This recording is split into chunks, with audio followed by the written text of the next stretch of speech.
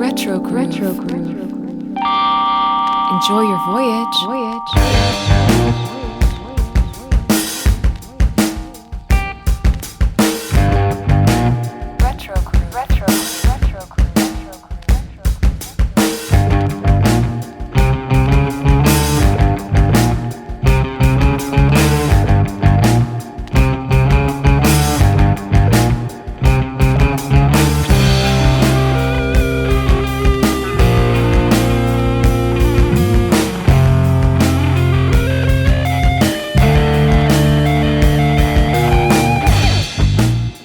Howdy and welcome to Retro Groove. I'm Adam C. And I'm Liam D. And this is a podcast where we talk about music that stands the test of time, the albums and artists that have shaped and reshaped the sonic landscape, as well as covering new music from those artists. Welcome to episode 20. We made it. Big time. We made it. I mean, we're going on a year almost here then. If this is coming up pretty 20. close. Wow. To a year. I didn't know quite what to expect when we kind of had our initial little conference call and threw ideas around and came up with the overall concept and recorded our first episode. I didn't know that if we would have 3 listeners or end up with 3,000 eventually, but we're actually getting pretty close to 3,000 unique downloads. So amazing. Thank you all for listening and continuing to listen every week. We're happy to be here, and I'm happy to announce that we are having our very first Weird Al Yankovic episode. Yeah. And I'm kind of surprised it took this long. Yeah. True. To be honest. Yeah. Because how many of us kind of in our relative age bracket I can only speak for myself, I guess, but I can attribute a lot of my initial early pop musical discoveries and experiences directly to Weird Al songs. Yes, yeah. He's a gateway drug. I feel like for so many people, he's a gateway drug. Gateway drug. Yeah, absolutely. So we're going to dedicate our entire side B to Weird Al and his legacy and his history and his future and his amazing catalog. And we'll talk about our own experiences with Al himself. But first, Liam, how's it going, man? It's been quite a week or two, huh? Yeah, it's been a lot. I don't know, like work is cranking up and things are happening, and I'm socializing a whole lot more in like the old way than I used to. The old way, yeah. for better or for worse, but I feel like I'm getting coffee with people again, like for work, and I'm like, okay, this is like a thing we do. We go out and get a latte and sit across from each other and talk. But yeah, I'm good. I also, I posted a couple photos in our Discord the other night. I went out to a show in the city and I drank more than I've had to drink in a very long time. Oh boy. And I didn't get home till almost 4 o'clock in the morning. Oh and boy. I'm 37, and so that doesn't really really work out good. So good. Man, that was Friday night and my Saturday was shot. Like I between being out that late and having a couple drinks, man, it was a trip. But I got to see Arcade Fire. They're back. Man. It was cool. I got to show you this. So one of the things in talking about what I bought. So I don't know if you've listened to the new song that they just put out. It's like a 2-part song. It's technically 2 songs. I did. I watched the music video. Oh, I haven't seen the music video. Yeah, it's on I have YouTube. to check that out.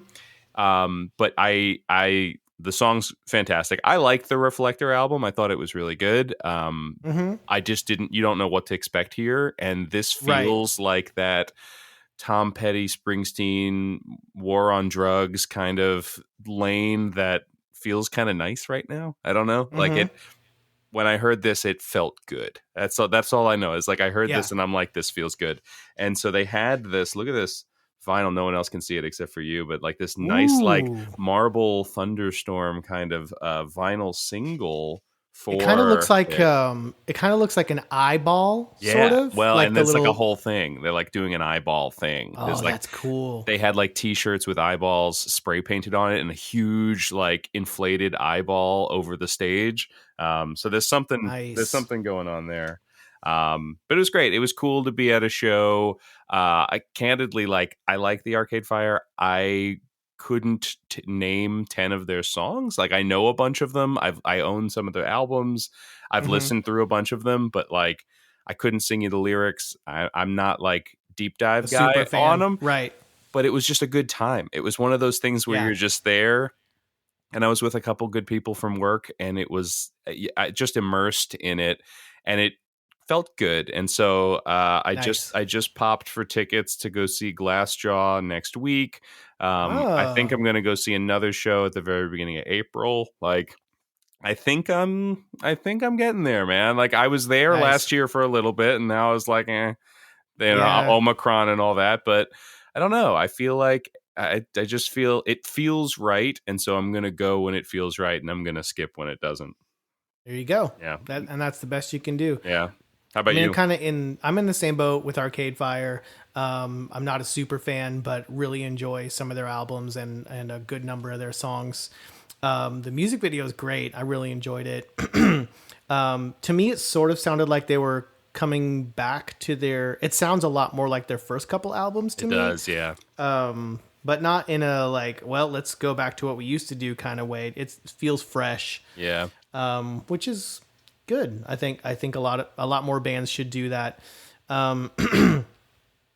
Doing pretty good. I did make it out to my local, or one of my locals that I don't typically get to, which is Breakaway. We actually braved some of the South by Southwest traffic. Oh Had a man, couple of things to do in the city. Yeah.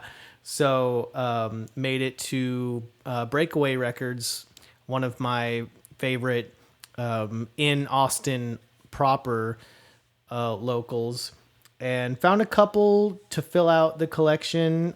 Finally grabbed a copy of the self-titled first Cars album, which has basically all of the Cars hits. yeah, If if I asked anybody to name 3 or 4 Cars songs, they would all be from that first album, yeah. basically.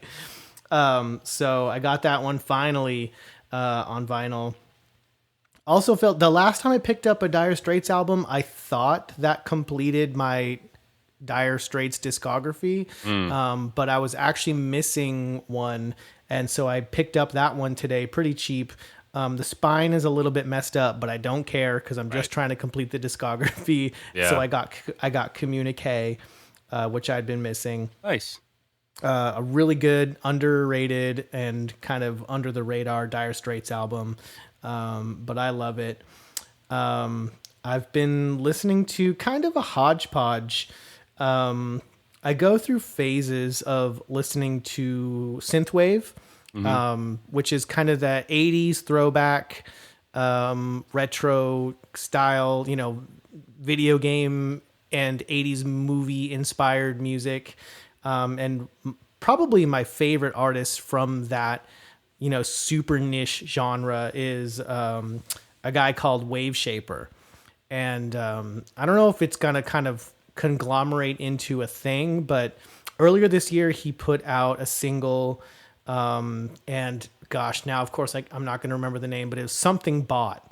And this month he put out a single called Terabot. And so I don't know if it's going to kind of all come together like Voltron into a larger thing. But it's really, really good. And so I've been listening to that.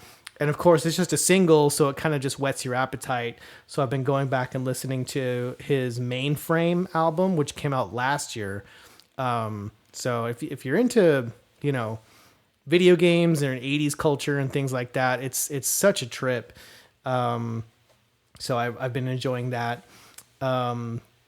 My daughter, we were driving, and my youngest daughter, she's turning 6 later this month, and she said, "Dad, can we listen to the Pollution song?" Hmm. And I was thinking, like, what? Yeah, Like, what is what is that? she talking about? Captain Planet? Like, she doesn't know who Captain Planet is. Like, what? What's the That's where Pollution my head song? went too. And she kind of has really good pitch. Like, she'll when she's singing along to something, like I'm always impressed by her pitch, particularly for her age. And she like sang a little part of it, and all of a sudden it dawned on me she was literally asking for Noise Pollution by Portugal the Man. Oh wow! Oh my Yes, I gosh! know. What and I was like, okay, You just sure. never know what's gonna So stick, right? That's I crazy. know. So and that I don't know. Somehow Yeah. that stuck with her, and I don't even know how initially she heard it. Obviously, it's been around the house or in the car at some point. So Sure. we went through a number of the songs on that album. So it's kind of Oh man, reinvigorated my Portugal the Man fandom. they're great. But that's a really good album. I kind of Yeah. went through a lot of it and heard some of the songs that I might have skipped over or only, you hear it once and it kind of feels like background noise until the next quote unquote hit comes along. And I'm like, man, this is a really solid album. So, Yeah. Well, they're going. I think they're out with Alt J. If it's not announced, like if it's not routed yet, I think they've talked about it being them going out together this summer. So wow, I don't know, that'll man. be I don't know awesome. if you're bringing your daughter to an Alt J concert. That seems a little proggy. Probably not. Yeah, Probably not. But yeah. that sounds fun That for does sound me. fun. Yeah, right. Exactly. Yeah. That might be, something I'd be interested in because I still have yet to be a concert goer, quote Post. unquote, Yeah. post COVID. Yeah. There is no post COVID. No, there's probably not. No. But since it all began, I haven't ventured out just yet. Yeah. And that would do it for me. I would could be a love cool to one. see a show like that. Now, I didn't see or hear on your list here the Black Keys, who dropped a new song. I don't know if you've listened to it yet. Oh, I Yeah. knew they had a new album coming out soon. New song, Wild Child. Rumored, I mean, it's got a Top kind of, it's their like dirty Yeah. blues rock. It's exactly what you want it to be. It's pretty badass. But rumor that Billy Gibbons is going to be on this album. Yeah. So Really? so we'll see. And That'll be fun. they're out this summer with Band of Horses, who just put out a gorgeous album. Oh my God. So like, that'd be another good one. yeah, there's a lot of good ones. I mean, everything's kind of lining up. We've got new Muse that just came out as well, a new song from Muse, and obviously we talked about Arcade Fire. Mhm. There's just new Florence. Like, there's just so much good stuff out right now.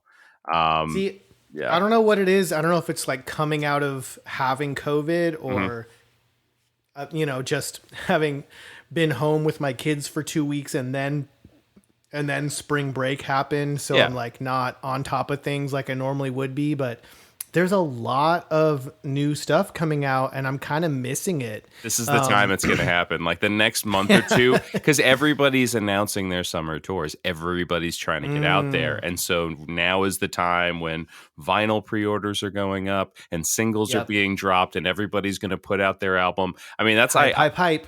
props to Spoon for just getting out of the gate and being like, we need this out there, we need to go, and Yeah. let's rock it, because they knew that you're going to have Chili Peppers, Black Keys, Muse, Arcade Fire, like all of these things coming. It's going to be For a sure. banger of a year. A lot of really cool stuff. Oh, Yeah. it feels like it. So great year to be a music fan. It sounds like. Yeah, for sure. I went down and I thought there was more of it. I've been watching Atlanta. I don't know if you've ever seen that show No. on FX. I'm watching it on Hulu. And I'd held off on it because it seemed like the kind of show that you really need to sit down and start at the beginning. Like, you couldn't just like jump into it. It's not like Community Right. or anything else. And I love Donald Glover. I love Childish Yeah. Gambino. I think he's hilarious. I have his stand-up DVDs. Like, I think he is a real talent. There's some very talented people who I have less patience with to engage with their art, and then there's Right. people like him where I'm like, you do you, man. Like, you're just gonna like go to left field, and I'll follow you Yeah. there. I mean, I feel like he's one of the very few true Renaissance men right Yeah, now. does everything. Yeah, Renaissance persons, yeah, however you want to say it, but for real, like yeah. 100%. The show is inspired, and the cool thing, and the reason why I jumped into it now is he announced that they had shot both the third and fourth seasons, and Oh, then that the show's over. He's like, he's yeah, like, he has an arc, he has it set, he shot the whole thing, and so it's like now I feel like I can jump in because it's not something that's going to be leading me on for a few years. Like it's just going to right. be like the third season's going to come out soon, and then the fourth season's going to probably drop at the end of the year, maybe early next year, and then it's done. Mhm. I have such a commitment issue jumping in on something that is just like potentially open ended and going to go on for forever. Right. Um, Mm-hmm. but what happened is then I was going through what I have, and I have all the Gambino albums in some format, but I was listening back to a bunch of his stuff because of that, the early EPs and everything, and I was like, man, Awaken My Love is an album that I should own on vinyl. Oh, it's so good. It's so good. And I was like, this is the album. I have Camp on vinyl because like I was such a fan at the time that I just bought it. Um, Hmm.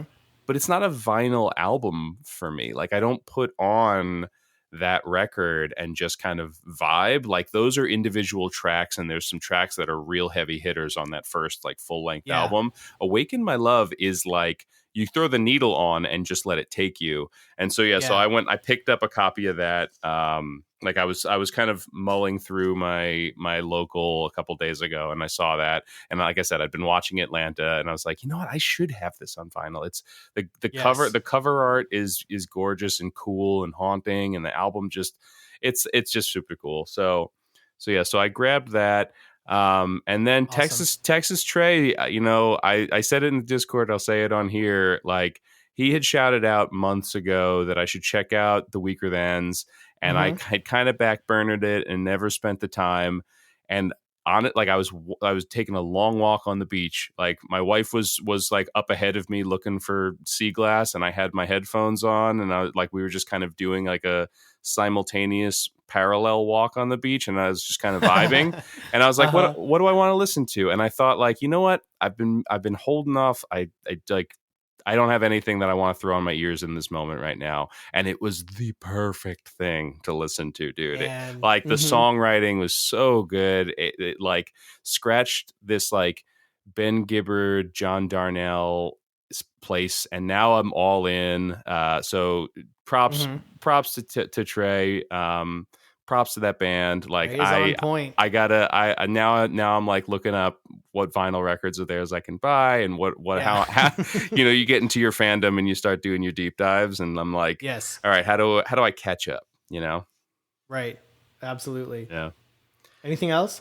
Um, no, I mean, I pre-ordered I impulse pre-ordered a vinyl record. And we'll see. I keep forgetting about these. I have one that was supposed to be delivered already, and I'm sure the production's all over the place. It was like a lo-fi Metroid album that Oh, I pre-ordered back in June of last year. It's like in line with the Zelda and Chill and Mario and Chill and right. whatever. Hmm.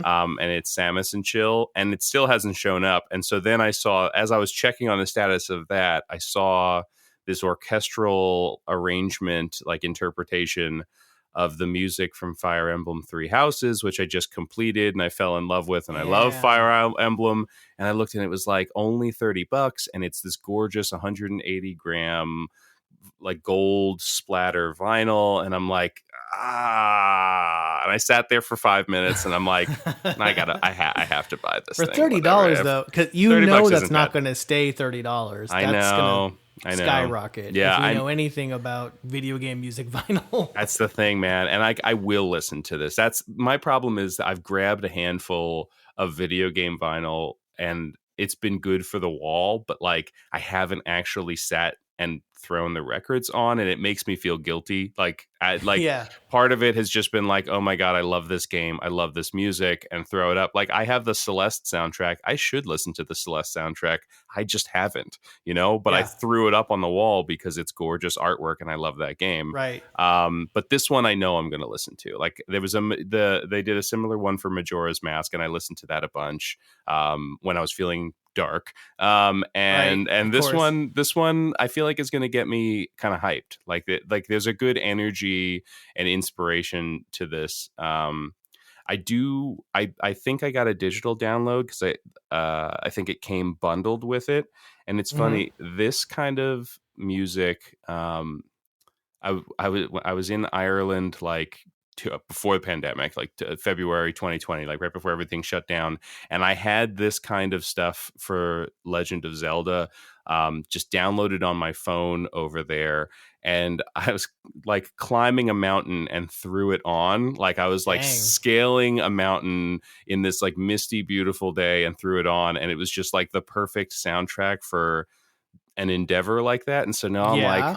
now I'm like, I got to get this Fire Emblem stuff on my phone. And then what am I doing? Like, what's the awesome thing that I'm going to do to this music? Like, what am I soundtracking? So now I got to come up with something cool to do, like with this Man. music in there. We'll figure it out. I think I'm going to Scotland in a month and a half. My wife is like planning this whole trip. So I'm going to download it on my phone, keep it there. And if something cool happens in Scotland, I'm going to toss it on. We'll see. That could work. That could Could work. work. Yeah. I love the building the like once in a lifetime travel experience around the soundtrack rather Isn't that than crazy? vice versa. Yeah, right. Yeah. Yeah. I mean, like, That's how it happens, right? have you not ever soundtracked your life a little bit where you're like, I mean, course. there's been like late night walking home from a date or something, and like you throw on the right like lovesick song or something, like you can soundtrack and you're yourself a little living bit. in you're living in your own biopic. That's just Exactly. how it happens. Yeah. Awesome. Well, we got some news and we've got some new releases to touch on a little bit. Yeah. Um, So yeah, I go can ahead. dive into a couple of these things if you want. So Grammy's coming up. By the Yeah. time this comes out, we'll be right on the cusp of it. They've already announced the first set of performers.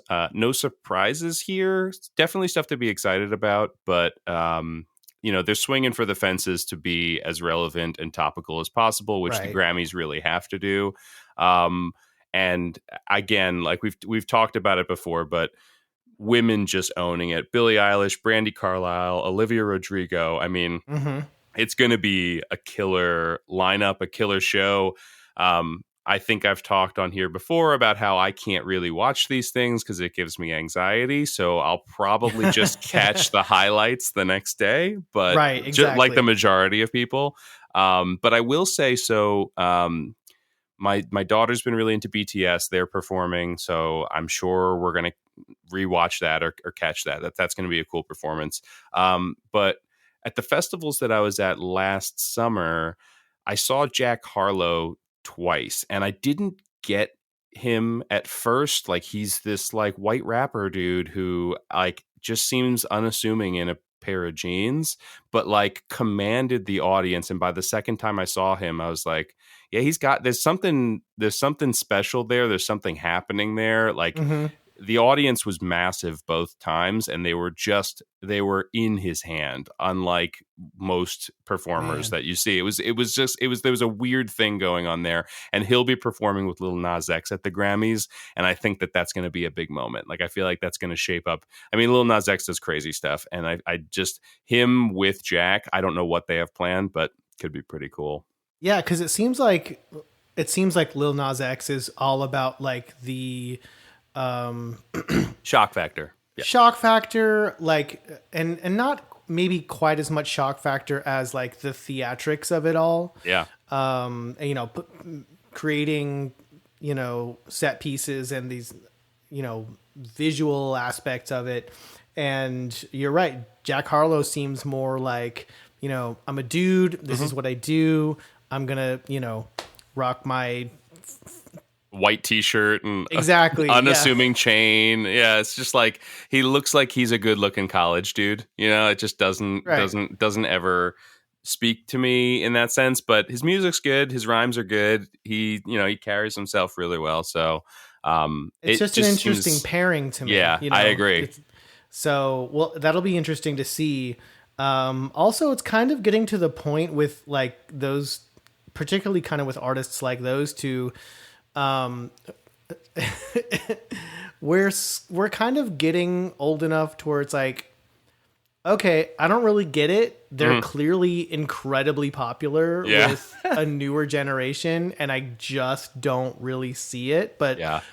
props to them for doing whatever it is that completely connects with that new generation coming up. Yeah. I have nothing against it. I'm very open to whatever, Yeah. but yeah, it's kind of, that's a new generation, and I'm from an older generation than that, and I really don't quite get it, but that's okay. Yeah. I can Hashtag enjoy old. it. Yeah. Yeah. Hashtag old guy. Yeah. But I don't have to get it. Right. It's let them do their thing and change the culture in the way that they want to. And there's going to be artists for me and you, and there's going to be artists for the younger generation, and hopefully there's artists for everybody as well. Yeah.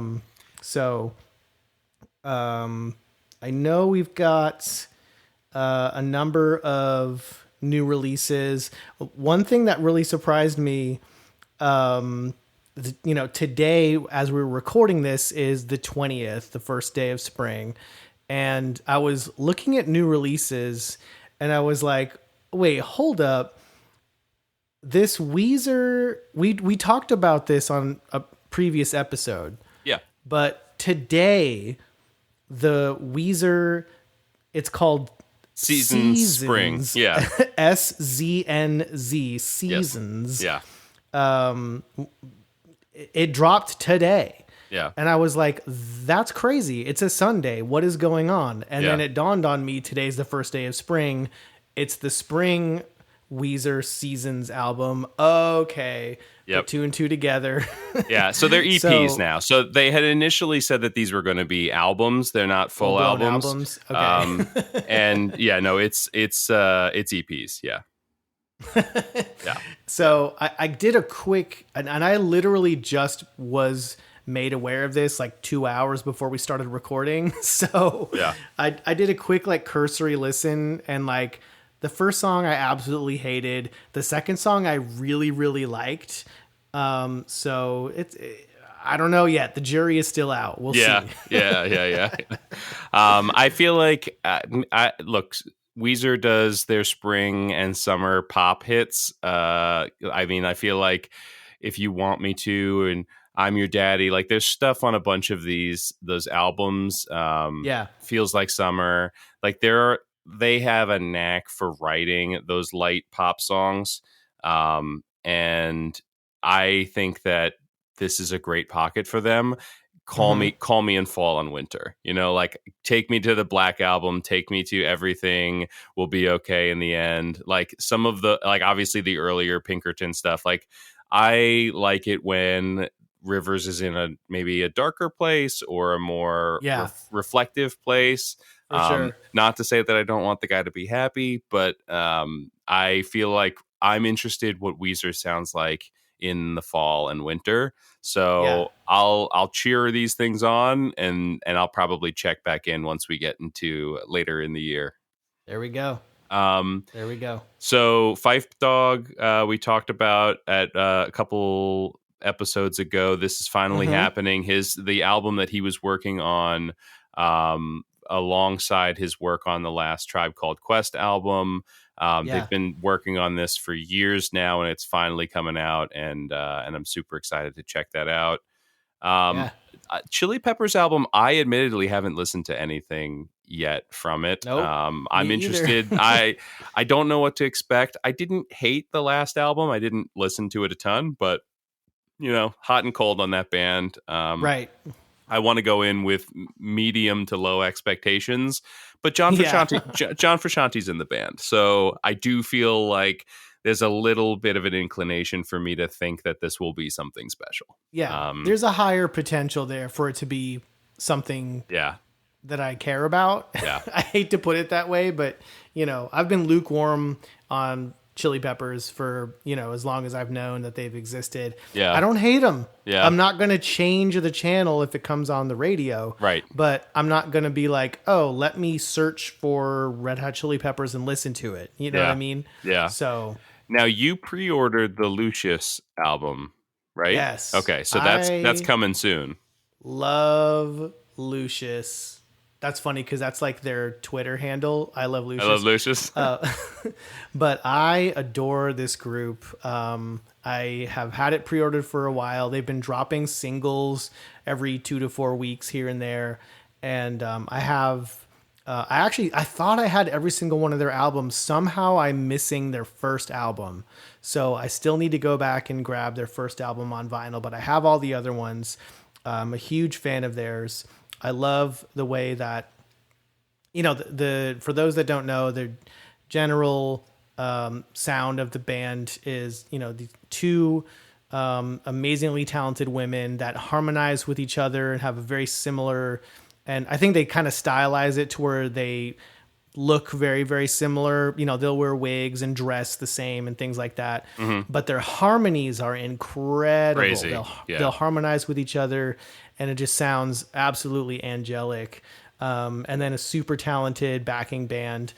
And I just adore this group, and more people should know about them, and more people should listen to them.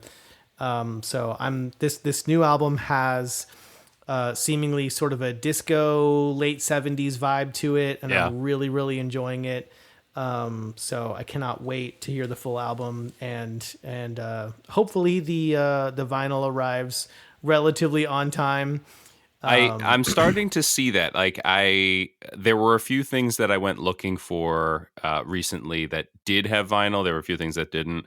I think that the artists and the labels are getting into a cadence. I think maybe the time has been cut back from a year to 8 months or 6 months or something. I'm hearing various things from different experiences, but I do think that there's a bit of a cadence. There's been a few projects that I've heard about that were pushed to make sure that they can align with product better. Right. I think that as everyone's getting back into this kind of industry reset this year in many ways, that there will be less of these instances where things don't arrive day and date, and if they're not, it's a 2-day delay or it's a week delay. It's not 6 months and you still don't see vinyl for massive albums. Exactly. Yeah.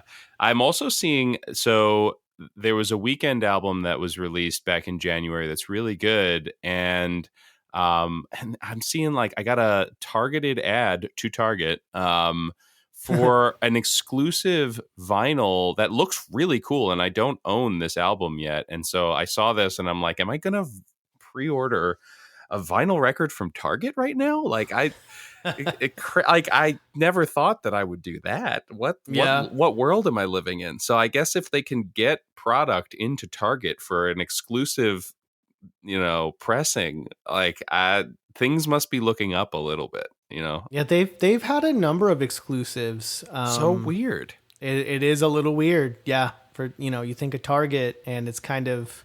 I mean, they always had CD exclusives. Target had weird things like that, especially in the country space. There would be lots of albums that would have, it was kind of like iTunes would have that. If you bought stuff on iTunes back in the day, there would be an iTunes exclusive track. And then there would be like a Target exclusive track on a Kelly Clarkson or a Taylor Swift album or something, like Crazy. That was a thing that they would do because it was such a mover of physical product. But I don't even, I know that there's one end cap near the books in my local Target, but that's it, It does feel like an afterthought when you go into the actual physical location, right? Yeah. It's like there's like nothing the there. same 6 albums every time. Yeah. It's like a Dolly Parton record, a Garth Brooks, like it's like a couple things that you're going to be able to buy Imagine Dragons albums there, or Right. Coldplay, right? Like you can get those. Taylor Swift. Yeah. But, so it's weird. I mean, the Weekend is huge, so I guess that makes sense.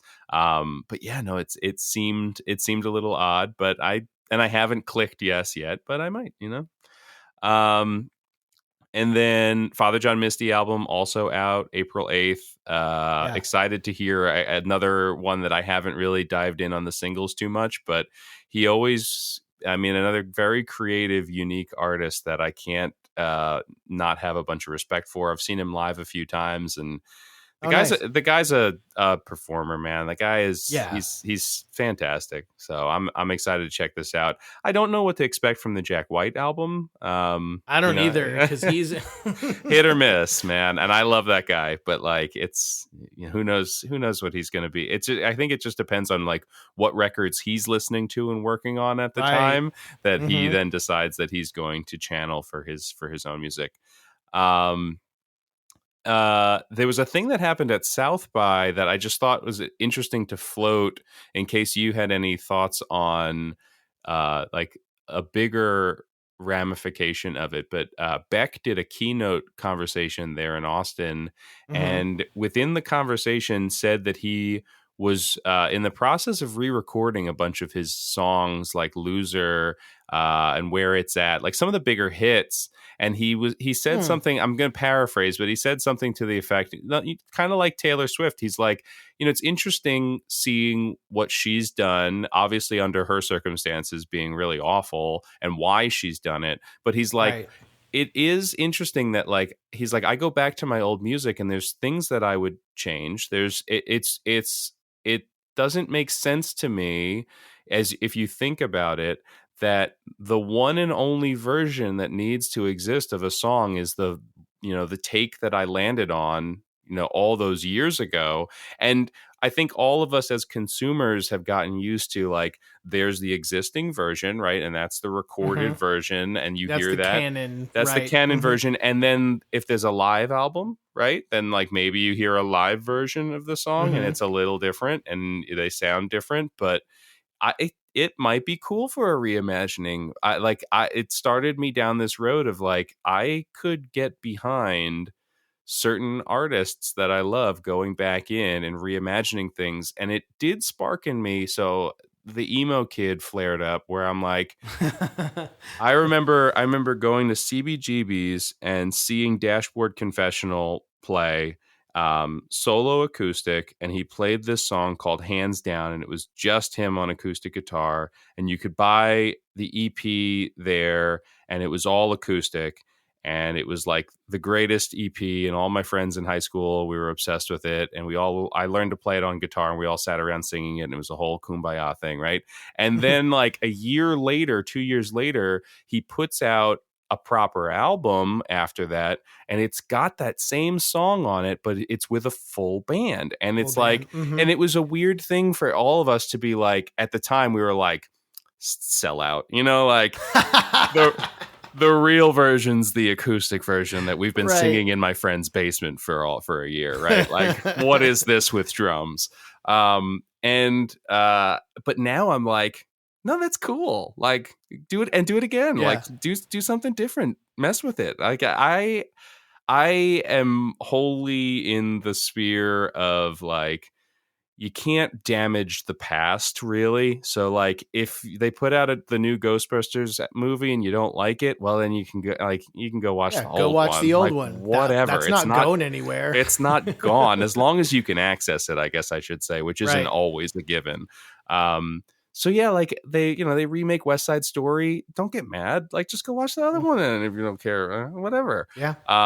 So I kind of back this. I don't. Do you have a take? Like, what do you feel about this kind of thing? Well, it's the first I've heard of it, and it's also the first time that I've heard of obviously Taylor Swift did it for a specific and very good reason. Yeah. And, we've mentioned plenty of times before that we applaud her for that. Yeah. Tremendous amount of respect for that. This is the first time I've heard of it being done for just kind of purely an artistic reason. Mm-hmm. Bands don't typically go back in and re-record studio versions of songs. You know what I mean? Right. Occasionally you'll have a situation with, like Radiohead where they've had this big recording session and you get multiple albums worth of material out of it. So you have like 2 or 3 versions of Morning Bell, that kind of thing going on. But if he's going back and recording Loser and Where It's At and things like that, that's, we've had decades go by. So, Who knows what that that will sounds be like? interesting to see. Yeah, because Like if trying to he, be positive on this show, but the newer Beck stuff is doesn't sound particularly inspired to me. sure, The early stuff is like shoestring budget, kind of punk folk hip hop melded together, and it was something new and fresh and exciting. yeah, So what does it sound, you know, post post Scientology Beck, yeah, no, that's fair. post morning phase Beck, Yeah. going back and re-recording some of that stuff? It'll be interesting. Like, does he But do it with Pharrell Williams? I think that's what you're getting. Like, I think it's like you're getting at like, if he's gonna go in and do it with Pharrell Williams, like maybe I'll pass, but everybody else can enjoy it. yeah, we'll see. It could be cool. Who knows? Yeah, Could be. yeah. I'd be interested to hear it. And then the last thing I just wanted to flag. I don't know. Do you? We don't talk a lot of TV on here. There's not a whole lot that I watch. I have never been an American Idol or The Voice. We watched The Masked Singer a little bit at one point because that was just bizarre to see Sarah Palin doing Baby Got Back. I'm like, what am I even looking at right now? But and my wife used to watch Dancing with the Stars, I should actually say. So, but outside of that, like the singing shows, the performance shows, the America's Got Talent, I never did any of those. Do you watch any of that stuff? I mean, not really. I'll come across some of the, YouTube clips when something is like really shocking or really, really impressive. Yeah. But not typically. It's not your thing. Typically the kind of TV we'll go for. So Eurovision, there's been the Eurovision Song Contest that's existed in Europe since the late 50s, basically. Yeah. Like 60 plus year institutional annual thing. And it's kind of neat. They have countries, submitting songs and competing against each other, and it has spawned these like huge moments and these huge songs. ABBA's Waterloo was like a top contender one year. Like it's something that is like highly regarded and has done really well over there. And the most recent one was that band Måneskin that from Italy that just like kind of took the world by storm.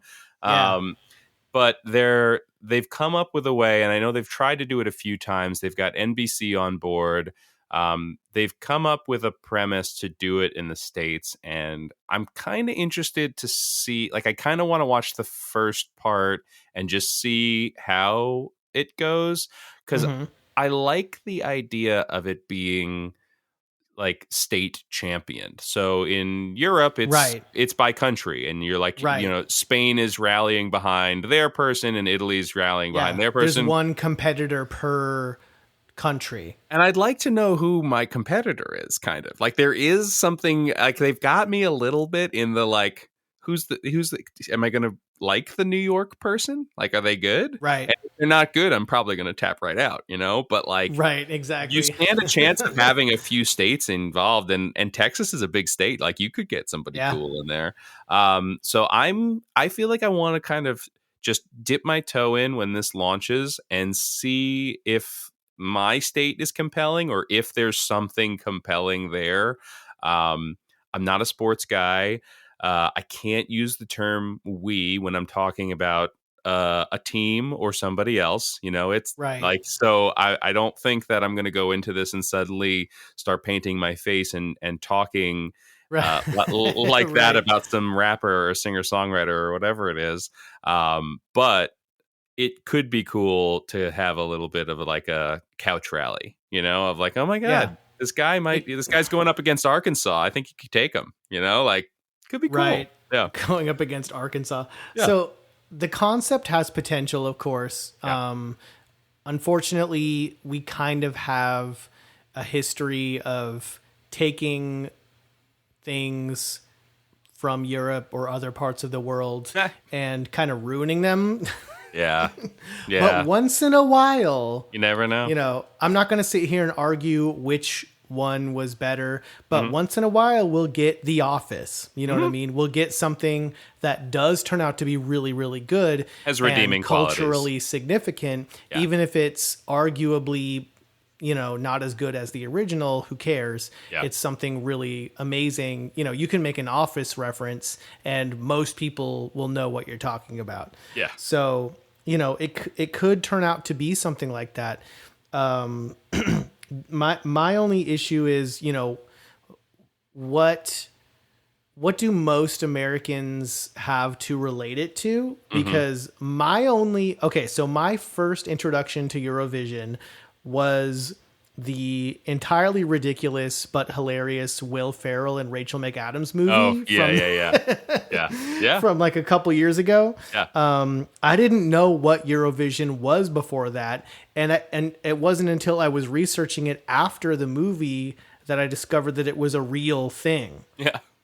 I thought it was just part of the movie. Right. So, and then later on, I think the next year, the Icelandic artist Dathi Freyr, I'm probably pronouncing that wrong.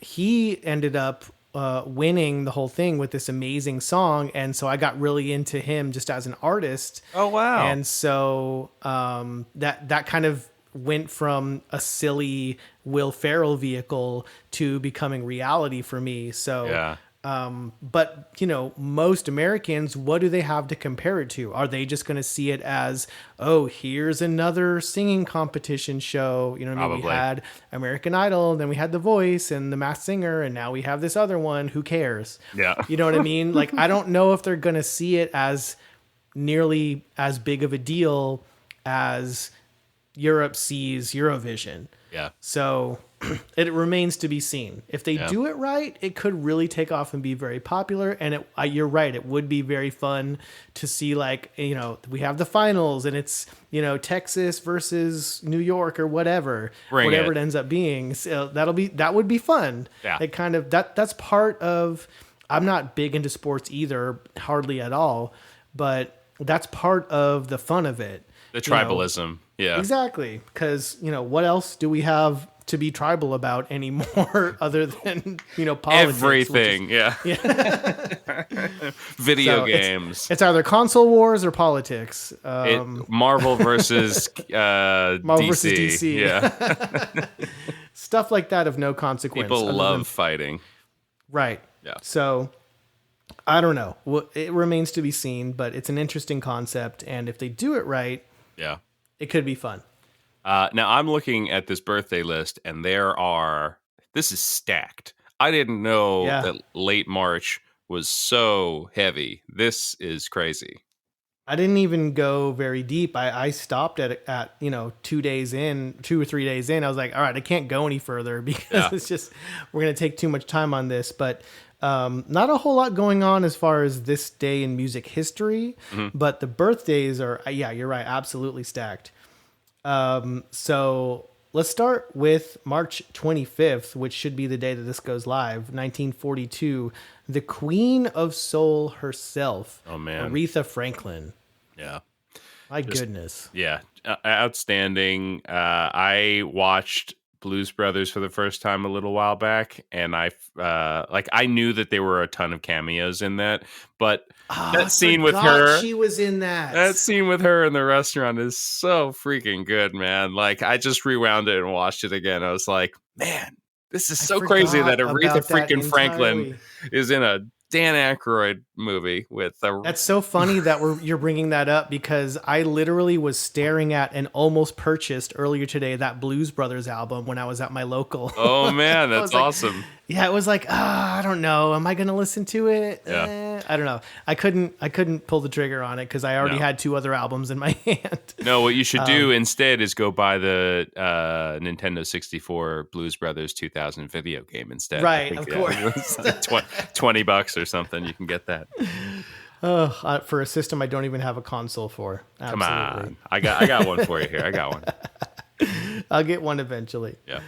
And then same day, just 5 years later, in 1947, Sir Elton John. I mean, God, what do you have? Singer, songwriter, pianist, uh, Performer, really. Like that like serious performer. obviously has written some great songs, but Bernie Taupin wrote and co-wrote a ton of those alongside with Hmm. him. But just the actual, like the showman, the pageantry, Yes. the glasses, the outfits, The like glasses. the guy is just one of the greatest showmen of all time. Yeah, will be known as an icon for, as long as the human race exists. Yeah. Um, entirely. He's also got like a top 40 hit because he did that song with, I think it's Dua Lipa right now, Cold Heart. And I'm like, I can't Right. believe I'm hearing Elton John on top 40 radio with a current hit right now. But like, it's almost like what Santana did. I think we talked about this, but it's almost like what Santana did with his duets Kinda. kind of thing, where I'm Hmm. like, oh man, go you, dude. Yeah. Yeah. Oh, I mean, she's heck an English yeah. artist and she's really hot right now. And Yeah. it just kind of makes sense. Yeah, for sure. So I had to go searching for it when we talked about it a while back. I liked it a lot more than I thought I would. Yeah, because it's not like it's not a sample. It's like, Right. but it like it's a referential song. It's really Yes. tastefully done. I like that. Yeah. I love that kind of stuff. I like when, like in Young Americans by David Bowie, when out of nowhere the background singers come in with "I heard the news today, oh Yeah. boy," and then that's it. It's like, what? You just referenced a Beatles song for half a measure, Yep. and then it's gone. Yeah.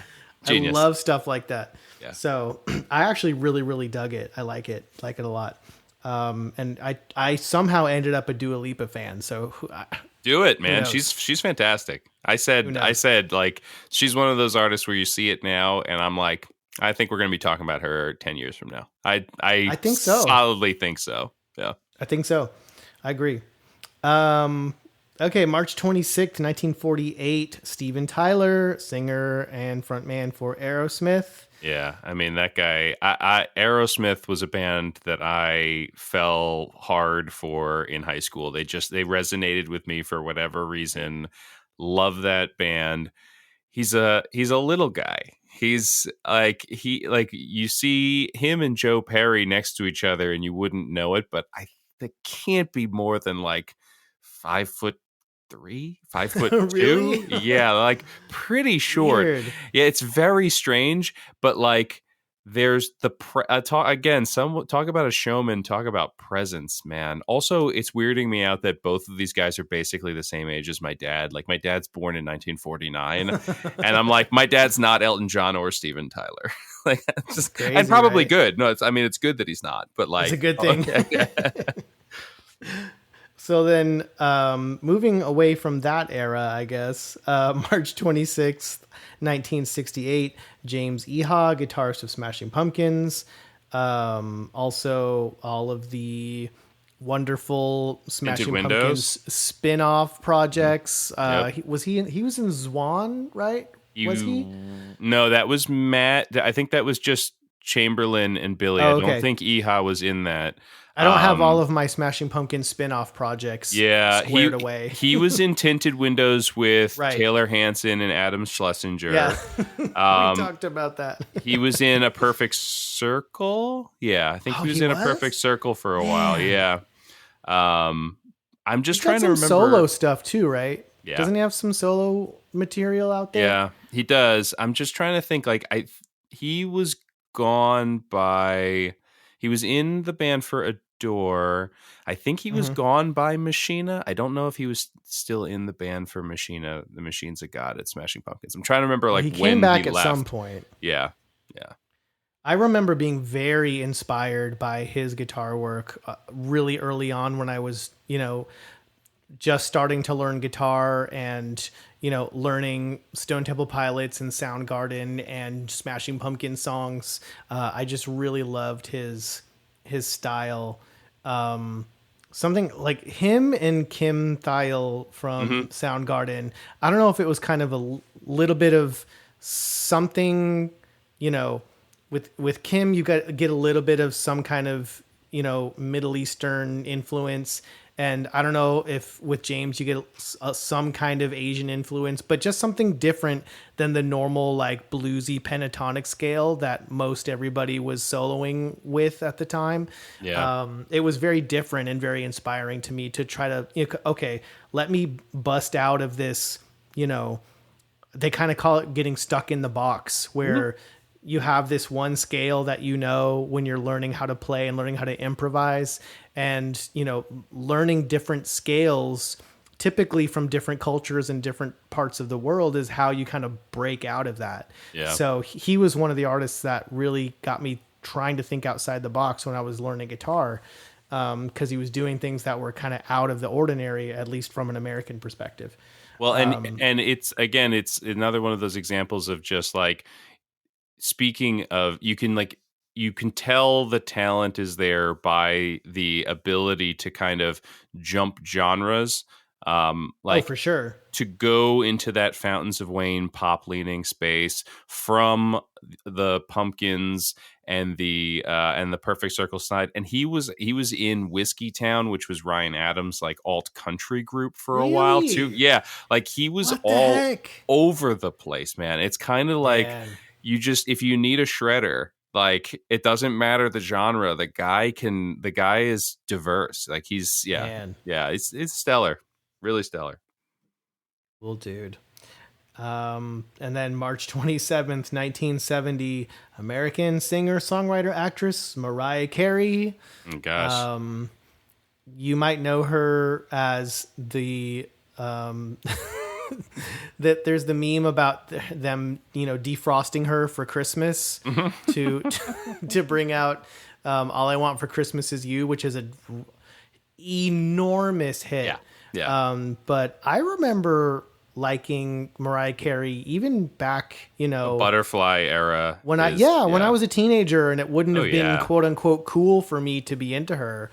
I was like, Fantasy, this song slaps. Yeah, but also like I can't speak for you. I can only speak for myself. But I remember her jumping in the pool in the Honey video and being like, because I think she was like a secret agent or something. So like I was really into the music, but I was also really into the music videos. Like, so I wouldn't go as far as to say that I wasn't supposed to be a fan. I just don't know if I agree with you that maybe I wasn't supposed to be as big of a fan of the music as I was the videos, and I was a fan gotcha. I was a fan of both. Of course. Yeah. Yeah. I mean, what are you gonna do in that age group? Yeah. But yeah, no, I'm actually a fan of hers, and I will come to her defense online when she is slighted. Hell yeah.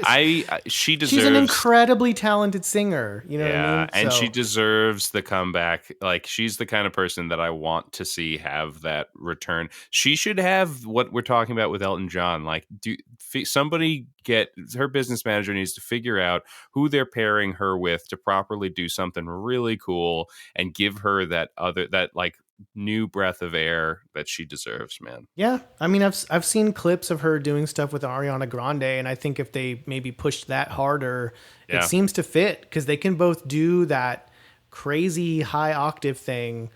I've seen clips of them harmonizing together with that, inhuman ability to go into, just super high, like dolphin mode with their pitch. So everything maybe it's something like that. Yeah, everything that they've tried with her in the past couple years, whatever it is, always is very hip hop and like more into that like hip hop R&B space, which is fine. Like, that's her core. That's where she came from.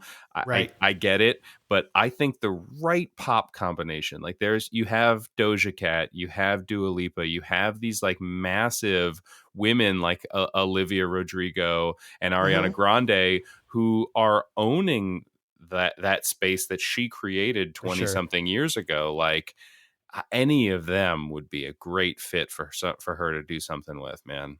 Yeah. We'll see. And last but not least, certainly not least, March 27th, same birthday as Mariah Carey, exactly 20 years later, Kimbra, who I have talked about at length on on this podcast, New Zealand singer-songwriter, one of my favorites. She and Gautier won Record of the Year and Best Pop Duo Group Performance for Somebody That I Used to Know, making her only the third New Zealand singer to win a Grammy Award in history. So Wow. there's your little bit of trivia today. And that's about it for our birthdays. All right. We'll flip it over for a game. What do we want to do? You want to stay Yeah, here? let's flip it over, and we'll start off side B with a game, because our game is a little bit fun and a little bit weird. It's silly. And it's silly, and that'll be a good lead into maybe one of the weirdest and silliest pop artists of modern times, Mr. Weird Al Yankovic.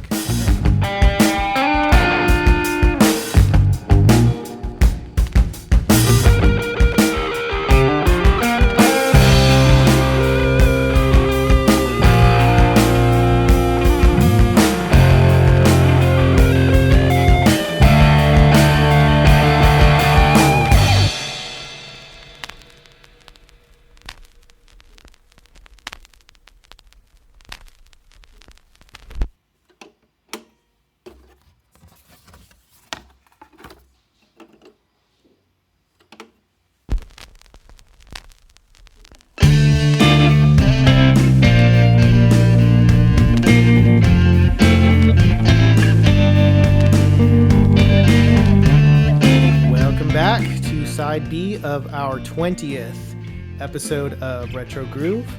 We're going to get a little bit weird, but first, let's play a game. Let's do it. We've got our game that has stuck around and seems to get more fun as time goes on. Mm-hmm. We get a little bit more acquainted with it. But the game is called What's in a Name? And both Liam and I are going to present 4 birth names to each other of artists that have stage names. And it's up to us to guess who it is that those birth names belong to. Mm-hmm. So I have a little bit of a theme that kind of turned into sort of a double theme. Do you want to go first or do you want to go second? We do a coin flip. let me go first. Mine has mine has a distinctive theme. Nice. I think it will be fairly easy. I guess I don't know, but it ties into an album that I did not talk about at the top because of my theme, but it's something that it's an album that I revisited. Like somebody played a song from this the other day, and I was like, oh man, I got to go back to this album, because usually I'm very dismissive, or I just kind of had written it off, and I was like, no, there's so many good bangers on this album. And so once once we get the door open, it's going to be another one of those. Like once you're in the door, then you know the wheelhouse you're in, and then you can kind of run around. All right. So first one is Sean Combs. Oh, I know that one. That's P. Diddy, Puff Daddy. Right. That's him. Go. That's him. Sure. That is not. We don't call him Diddy on this podcast. We call him Puffy or whatever it is, because there is only one Diddy. It's only one Diddy. All right. So then that's Diddy Kong. So my second one then is Christopher Wallace.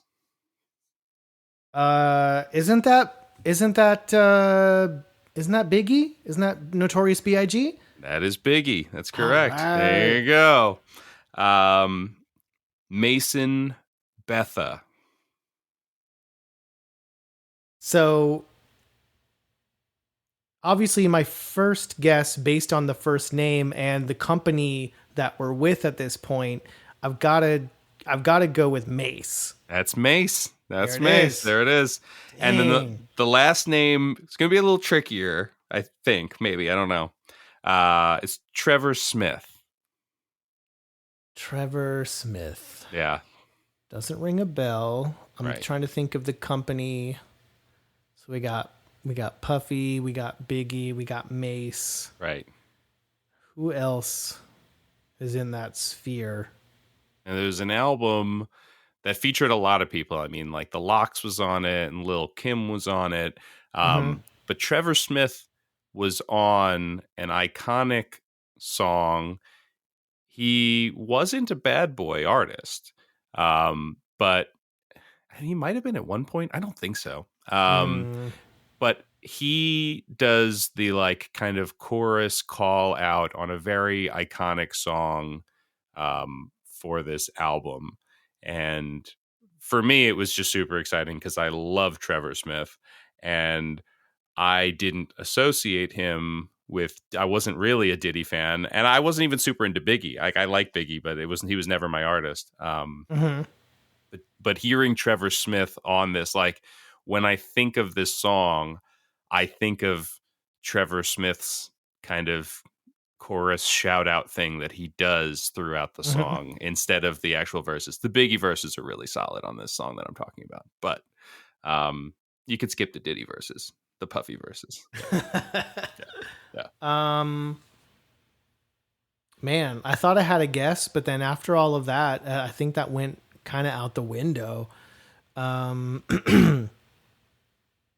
to think of East Coast artists, but I feel like all right, I'm just going to take a stab in the dark. It's probably wrong, but I need to move this forward. Let's go with Ludacris. No, not Ludacris. Not okay. Ludacris. So he had his own kind of group that he was doing stuff with around that time. They were the Flip Mode Squad. You have it? Well, that probably gave it away, I think. Okay. But is it Busta Rhymes? It is Busta Rhymes. Busta Rhymes! Flip Mode was never that big, so you never know. But yeah, the first thing you think of when you hear Flip Mode is Busta Rhymes. I guess that's true. Yeah. If you know, you know, I guess. I don't think there was anybody in the Flip Mode Squad that ever like went anywhere. So I can't think of any. Yeah, I don't think so. Yeah. But yeah, so that song Victory, man, somebody played that for me again. And I was like, man, other than like maybe some of the Puffy parts where he sounds kind of nerdy, whatever, like this is such a good song. And Busta Rhymes just doing that shout out part throughout the song is just so cool. And I had completely forgotten about that. Yeah. And so now I like, it's one of those weird late 90s albums where I think there was a vinyl pressing back then because hip hop albums did vinyl pressings. Like you didn't have that for rock albums as much in the 90s, but you did have hip hop vinyl pressings. And so now I'm like, do I hunt this? I might hunt this down. I don't know. I kind of want this album. Man. It might be one of those that you're going to have to pay $300 for it. Yeah, I'm probably not going to do that. No. But, all right. So, man, so that puts me with one guess or with one hint. Yeah, it's 95 points, I think. Holy moly. Yeah. No, yeah. It'll be a daunting hill. So I definitely have a theme. Yeah.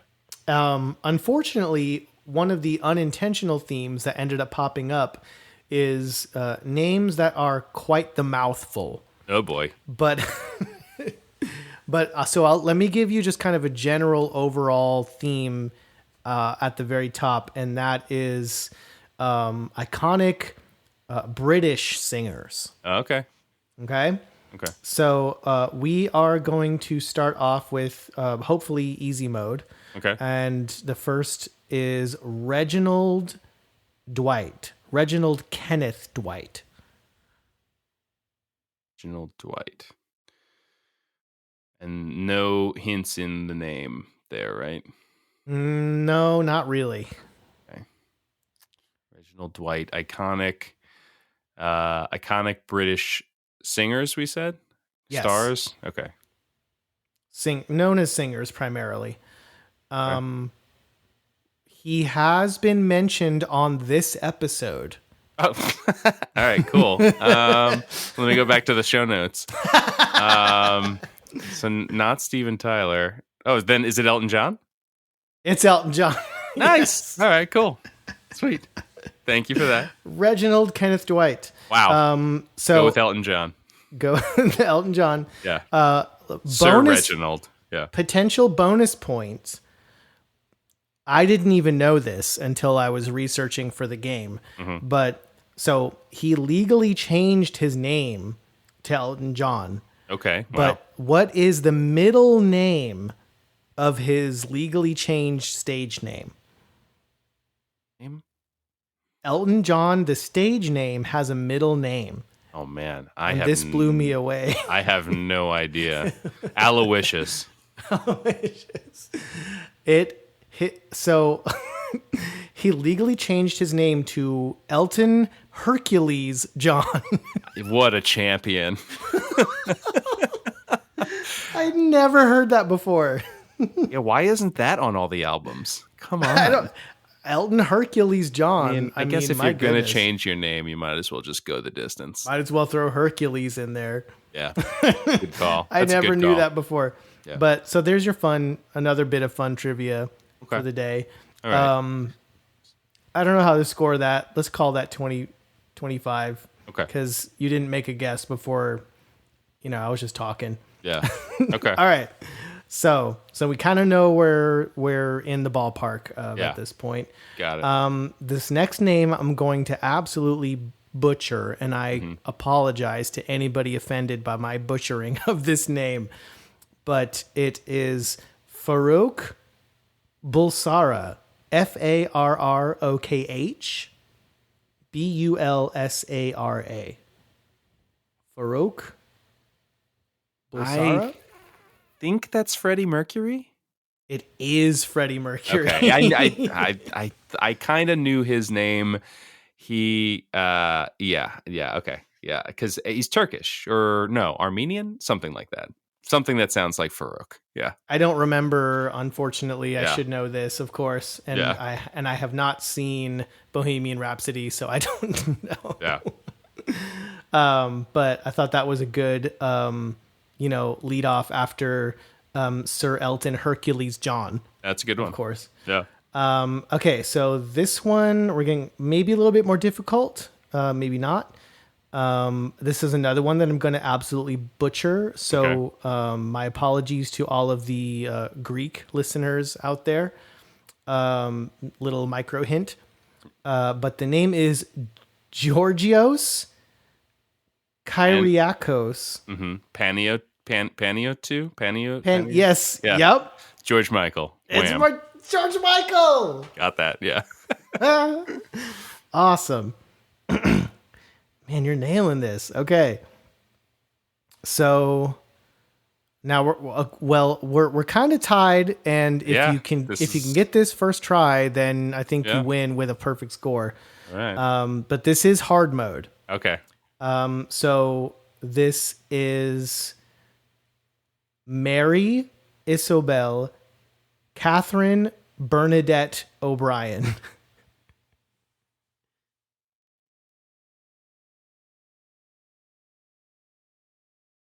Mary Isobel Catherine Bernadette O'Brien. And there's like no hints in that name whatsoever. Well, that actually helps me because I was about to go Mary Ann Faithful. So that's cool. No, right. I'm not going to count that as a guess. Yeah, There is not a single hint in that name whatsoever. British singer, very much associated with the swinging 60s. Okay. And that's the last hint that I'm going to give before we dock some points. Okay. Swinging 60s British singer. I don't even know. I think I'm going to need another hint. I don't even know where to start. She's pretty well known for her kind of iconic 60s look. She's got like the blonde, kind of bouffant kind of beehive hairstyle, like a Ronnie Spector kind of thing, or Dolly that Parton, kind of look. The The British. thick eyeliner, that kind of whole look, the very very popular look in the 60s. Yeah. Let me think. She ended up doing a collaboration with Pet Shop Boys in the late 80s. So her career actually spans a number of decades, Mm. not just the 60s, but primarily popular in the 60s. Um, let's see. That's going to give it away. So she was initially in a folk group um, whose title was The Blanks, and that blank is the last name of her stage name, of her stage name. Okay. Um, still living or no? No, she passed away in 99. Oh wow. Okay. Yeah. I think we're talking uh about Dusty Springfield. Yes. Okay, cool. Yeah. Yes, it Took me a is. little bit to And get there. I I'm don't going know to call why I that had a blank on that name. I don't know why. I mean, icon. icon, Yeah. and I'm going to call that one hint, and I'm going to call that a tie game. All right. Cool. I'll take that. That was Uh fun. what was the Mary Mary, O'Brien? Mary Mary Isabel? Isobel Catherine Bernadette O'Brien. Wow. Jesus, that is a lot. Man. That is a number of names in that name. Wow. Yes. All right. So Damn. I've got one of her albums hanging around somewhere. Yeah. Yeah, she's Need to cool. find it. Anyway, so that was a fun and a little bit weird version of What's in a Name. Mm-hmm. And our feature this episode is the man, the myth, the legend himself, Mr. Weird Al Yankovic. Right. And I don't know what took us so long to feature him. And, maybe, because there's some rumblings of some new Weird Al media coming out at some point, hopefully this year. Yeah. We kind of haven't heard a whole lot from him recently, and within the past couple years or so. So that may be why. But I mean, Weird Al is just an American. I don't think it's a stretch to call him an American treasure, honestly. Yeah. I don't think you can say that about a ton of people. But as far as pop culture goes, I mean, one of the big staples of American pop culture in general is parody and poking fun at, what's popular and using that, kind of atmosphere to kind of push things forward. Once Kurt Cobain himself said it, once Weird Al parodies one of your songs, you've made it. Yeah. Yeah. And it's almost like once Weird Al parodies your song, you're kind of old news at that point. Yeah.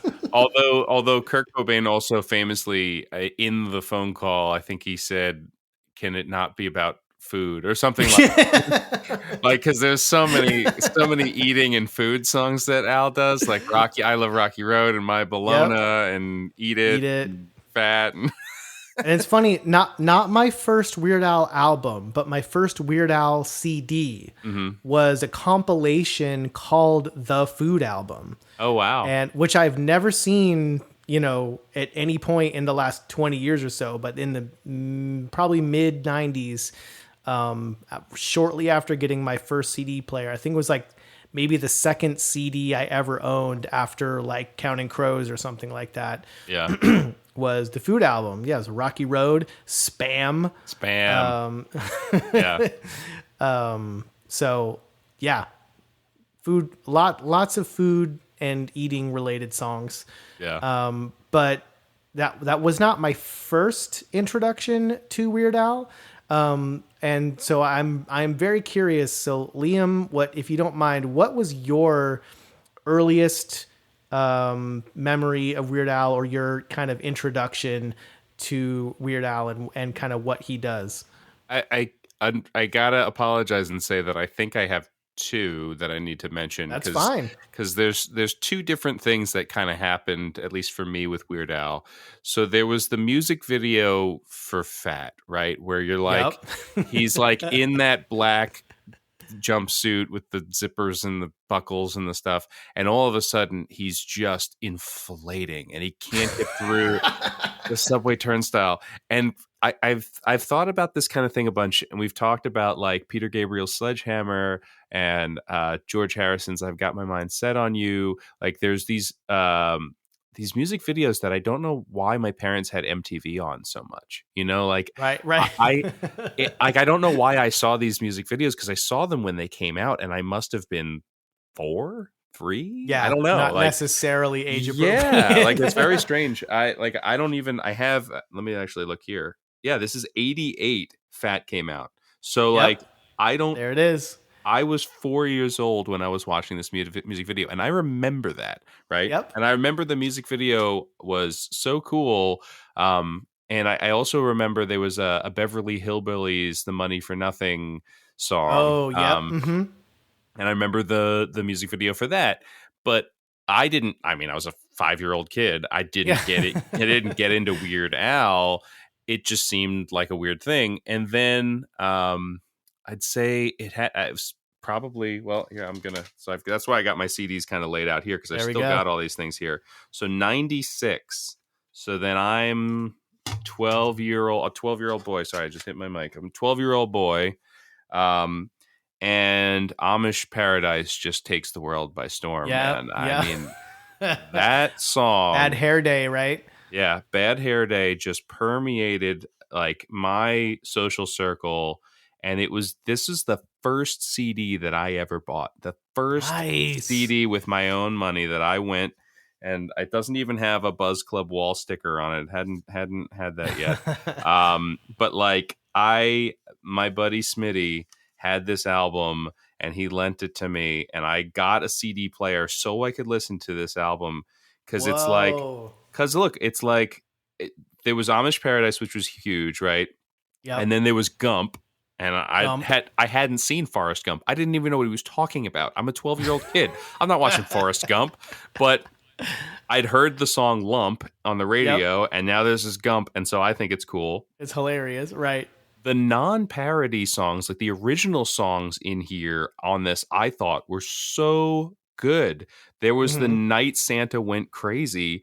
Yes. What do you even... He kills the reindeer. Like, he legitimately obliterates the reindeer. I'm like, what am I listening to? What is this? I can't believe this is happening. I know. But the last thing I'll shout out on this is, so starting with the second album, he has his polka medley, right? Right. Yes.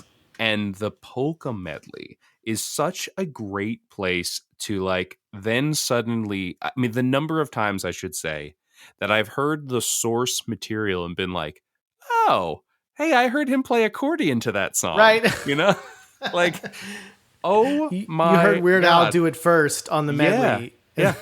I love REM. The first time I heard Bang and Blame off of Monster, I think it's on, I was like, yeah, I heard this on Bad Hair Day. I remember him going bang, bang, bang, bang, bang, blame, blame, blame, like with an accordion.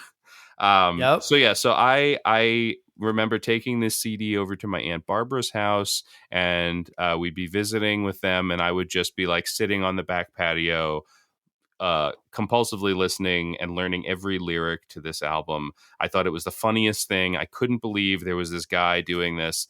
And what's weird is I definitely also remember my dad was kind of jazzed about me liking this, and I thought that was kind of lame.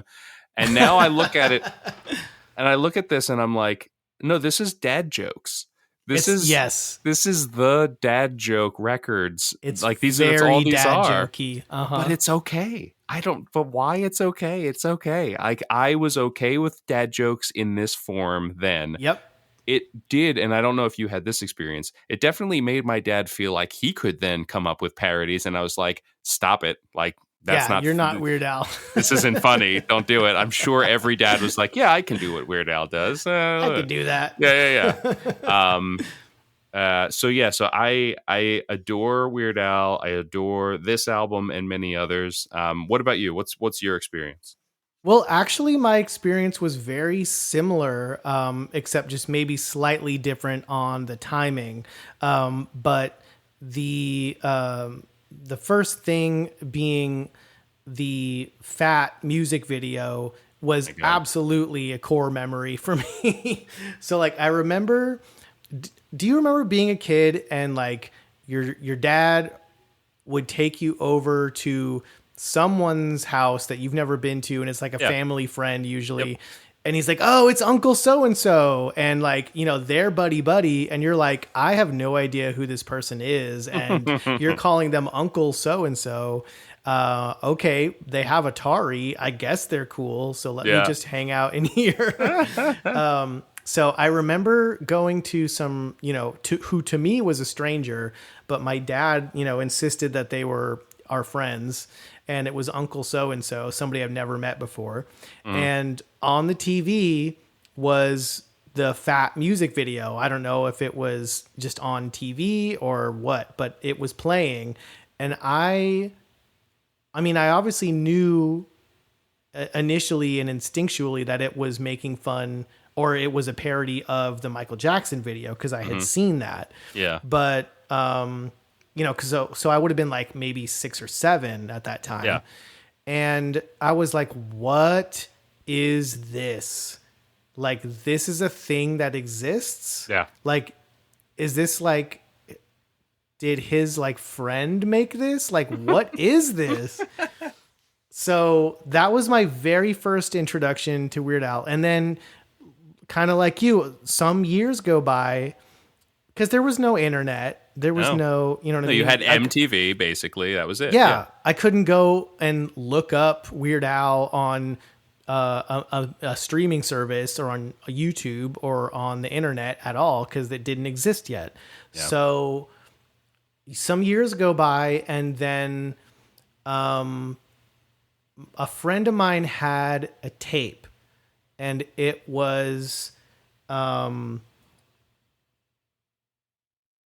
it was Off the Deep End. Okay. Which is his 1992 album. Yeah, with the Nirvana cover. Yes, it's the parody of the Nirvana cover with him in a swimming pool chasing after a donut. A donut, on a hook. Yeah. And it leads off with Smells Like Nirvana. Mm-hmm. And, you know, we all know the story of Kurt Cobain knowing he had made it because Weird Al was suggesting the parody for Smells Like Teen Spirit. Mm-hmm. And that music video was all over the place. And that was that was kind of like the second wave of Weird Al, I think. Yeah, like the beginning of his kind of second wave. Coming out of the 80s, Nirvana is the biggest thing in the universe at that point. And he comes out of the gate with a music video that is so strikingly similar. And you have to give props to, I think without his music video parodies, I don't think he quite has the same level of fame.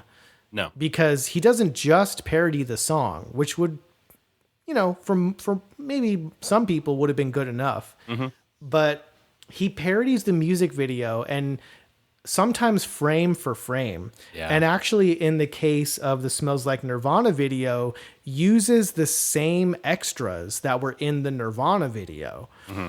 And so, you know, you've got so many moments that just stick in your head forever, like the gargling with water mimicking the guitar solo and things like that. Yeah, it's like, you know, me and our friends, we would go grab a cup of water and get ready for it and gargle along with the music video. Man, that's amazing. And then what's so funny and how this is kind of speaks to how much Weird Al permeates the culture. Do you ever, even to this day, get the thing happen where a song will be on and in your brain, the Weird Al lyrics are stronger than 100%. There is no American Pie. American Pie is not a song that I sing. I sing Anakin Guy. I don't know.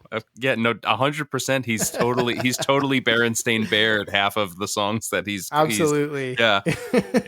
In the future, it'll be interesting to see like which version of the song is, in the ancient tomes that future civilizations thousands of years ago, from now will dig up. Yeah. The other interesting thing, going back and listening to some of these songs earlier today from this album, is the right after Smells Like Nirvana, which is like kind of the big, that's like the album seller for this one, is a song called Trigger Happy. Do you remember this song? No. It's an original, and it's kind of a, how he does what he calls style parodies, where it's not a parody of a particular song, but it'll be like, a reggae. Exactly. Right. So this is like an early Beach Boys style parody. Okay. And it's all about, just this guy that is super, Second Amendment, gung ho about like, really? I'm trying to remember lyrics off the top of my head. And it's like, I remember thinking like, oh my God, you could not make this song today. Oh. Because it's so, I'm going to pull up some lyrics here because it's so, just like almost kind of shocking, even though I listened to this as a child, literal child. That's what I'm saying. It was like hilarious. That Santa song, he like talks about like taking a flamethrower to Donner and Blitzen. I'm like, what? So like in the style of Beach Boys, this song comes right out of the gate. And he goes, got an AK-47. Well, you know what makes me feel all right. Like this. And it just gets worse from there. Well, you can't take my guns away. I got a constitutional right. Like it goes on and on from there. I have to go back to this song. That sounds He talks about shooting first and asking questions later. Like, like the song is, he's singing about shooting people. Yeah. And it's like, this was the early 90s. This was pre-Columbine. This was before you really had school shootings as, unfortunately kind of a relative norm in this country. Yeah. And it's kind of shocking a little bit to hear him making light of it. Yeah. I accidentally shot Daddy last night in the den. Like, it's just crazy. Oh my God, Adam. What is this song? You gotta listen to it. It's literally right after Smells Like Nirvana, the second track on the album. I don't know. So everybody's gonna hear it if they listen to the album. Yeah. It's right after the like hit first song. So that was an interesting moment. I went back and listened to some of that stuff, but I never owned that album. I need to go track that down. Yep. He says, got a brand new semiotic weapon with a laser sight. Oh, I'm praying someone tries to break in here tonight. Yeah. No, I'm not wholly surprised because I was just looking back because there's a song on Bad Hair Day called I Remember Larry. And it was like the first two verses of it are, hey, remember when that guy would like put Bengay in my jockstrap, or like, oh my God, it was so funny. He played all these pranks on us. It's just like describing like this completely obnoxious dude. And then the last version is, do you remember when I broke into his house, dragged him, tied his mouth with a rag, dragged him by his ankles to the middle of the forest and stuffed him in a bag. And if the cops ever find him, who knows what they'd say. And I'm like, whoa, you killed the guy? Like, oh, the Amish paradise. What are you talking about? I know, right? You're killing reindeer. It's always on the same album as these like, relatively benign but funny hit songs. Yeah. So, you kind of had a little bit of a dark side. And of course, as an adult, you're reading it and it's clearly, satire. Yeah. But, when you're in the modern kind of cancel culture environment, there's no room for satire. Yeah. So it's just funny to go back and listen to some of these, 30 years later, and Yeah. it's like, wow, this you would be canceled immediately. Yeah. Now, speaking of satire, because it's interesting because we've used both words in this. We've used parody and satire, and I won't go super far down the rabbit hole, but just like as a touch point, so that it's a reference for everybody. On the conversation of him doing this to begin with, because I think that it's a daunting thing that has kind of prevented a lot of anybody, because you don't really have other WeirdAls, right? It seems like something that somebody should have done by now. But like the law is very gray on what you can get away with and what you can't. And Mhm. so parody is legally covered Right. under US law as freedom of speech, but satire is not. Satire is considered something where you could do it and not have to use the source material, whereas a parody has to use the source material. Right. And a lot of times he's not parodying. It's satire.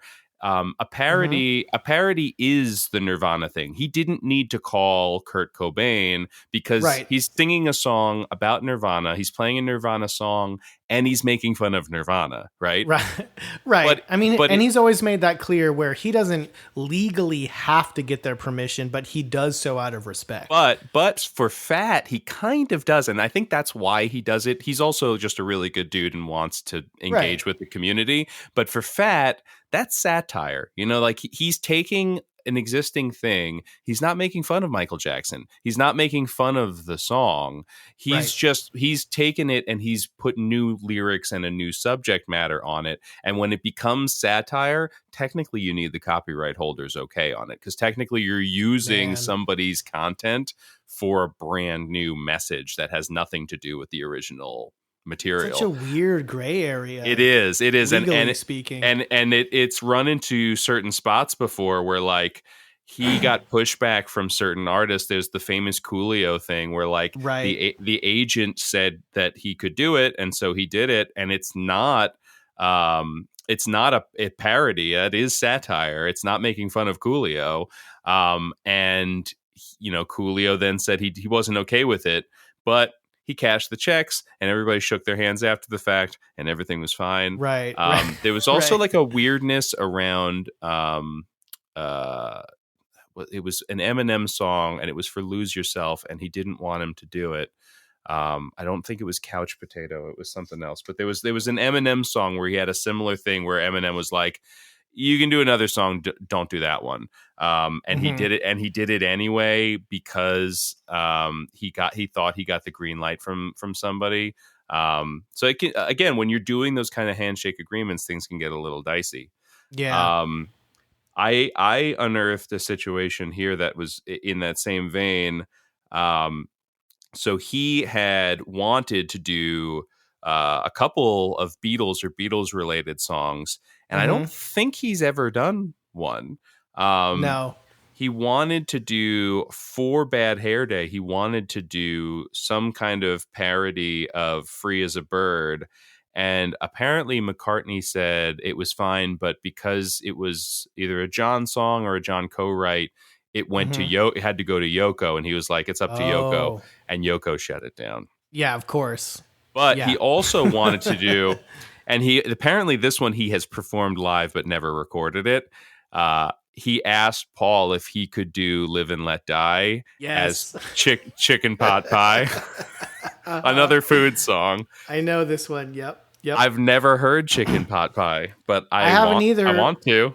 But, and correct me if I'm wrong, but the story goes that the only reason why Paul wasn't cool with it, because he was a fan of Weird Al, right? Yeah, Or is. yeah.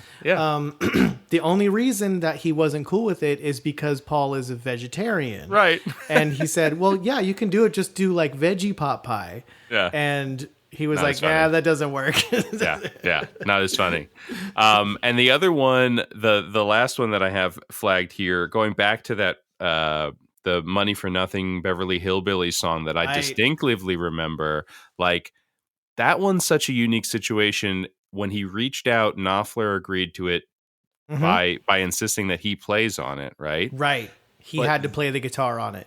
that song isn't necessarily a parody or satire. It's kind of a mashup. It's really Yeah. because he like, and you can see it in the way it's labeled. And I saw an interview where Al was like, if I could, maybe I don't know, I don't know how I could have done it any differently, but like I really wanted it to be labeled X, Y, or Z, because he basically just took the lyrics to the Beverly Hillbillies song or the theme Hmm. song and merged it onto the melody and sound of Money for Nothing. So Right. Al didn't really write anything for it. He did a mashup of two things.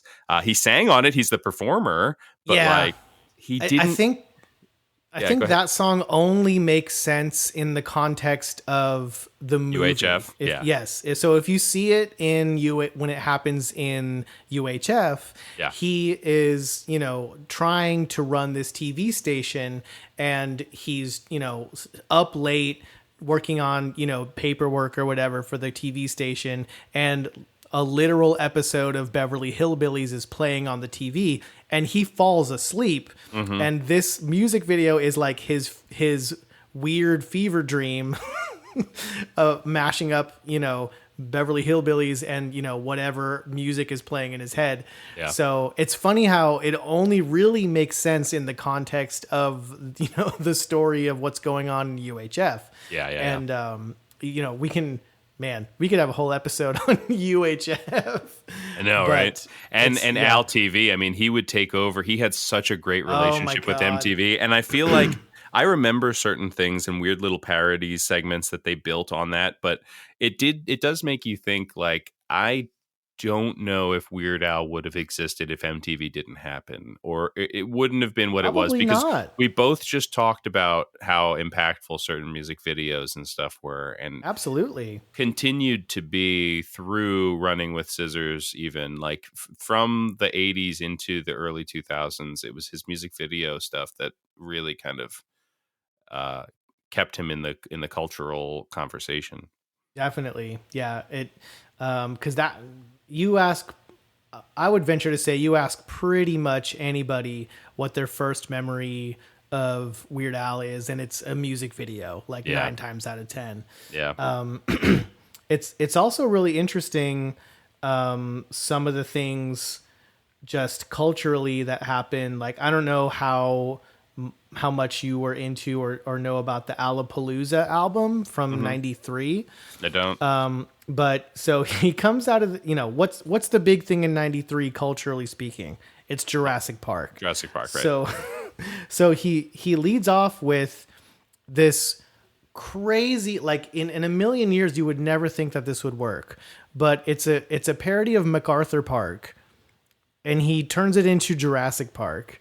So it's like, what is that even? Is that a parody? Is that just like what he's just like? Yeah. He's just riffing on popular culture at large. Yeah. And like, who else does that to that degree? Yeah. It's nuts. And then He's on so that smart. same album, rather than this is one album where he doesn't do the whole polka not, I was going to say melody. Medley. Medley. He doesn't do the polka medley on this album. He does an entire polka version of Bohemian Rhapsody. Oh my And God, really? I feel like this gets like forgotten, or it's been lost to time a little bit, but it's the last song on the album. It's called Bohemian Polka, and it's the entirety of Bohemian Rhapsody in polka form, in Weird Al polka form. Oh my God. So that was probably like the third or fourth CD I ever owned. That's an insane album. There's so much. I mean, you've got a Red Hot Chili Peppers parody. You've got him doing Living in the Fridge instead of Living on the Edge by Oh my God. Aerosmith. And these are just like, I think I need to go back. So here's the thing. I remember after I got into Weird Al, going to Borders Books and Music and going to the Weird Al section after I got Bad Hair Day and seeing Alapalooza and the Hmm. Polka album and something else. And I was like looking at the back of them and I'm like, I don't get the references here. Yeah. Like I don't know if I'm Yep. going to grab this or not. And once he started putting out more music that then I had the reference point for, Right. I was hooked for the next 2 or 3 albums. Like Running with Scissors was huge for me because when he did the polka medley for that album, I actually knew like half the songs at that Exactly. point. Like it Hmm. was Intergalactic by Beastie Boys and Tub Thumping by Chumbawamba and stuff. Right. And I'm like, no, I know all these now. Like I'm in the MTV generation, you know, like, so I need to go back because now I have an appreciation for those songs that you just said, right? Yeah. Now And you like, know the songs. Hmm. I feel like those might hit really nicely, you know? Living in the Fridge sounds hilarious. It is hilarious, and that's just one of the really really unique things about Weird Al and what he does is because when the albums would drop, they were and he's mentioned this too, where at the time it was like a mad scramble to try to get these albums out while the songs were still relevant, right? Right. And then, with the internet, things are very, very different. And I think he's even said, like, you can't really do an album anymore the way No. that I used to do it. But he would come in and it would be like almost like a hodgepodge and like a scrapbook of the music and the popular culture of that year. Yeah. And you don't really necessarily get that with any other artists. And then so you've got people in the 80s becoming Weird Al fans because of like the Michael Jackson parodies and everything that was happening then. And then you've got people in the early 90s that came in on the the Nirvana stuff and the Jurassic Park stuff. And then you've got people coming in the late 90s with the Coolio and All About the Pentiums and all of that. Oh my God, dude. And All about and the it keeps Pentiums. perpetuating. So he's got this ridiculous 40-year plus career Yeah. where he's just constantly riffing on the culture every single step of the way and hitting home runs every single time. Yeah. And that's kind of unprecedented. It is. I think the weird thing also for me though was that it felt like a long time in between albums, and early on it really wasn't. And then It definitely wasn't early on, yeah.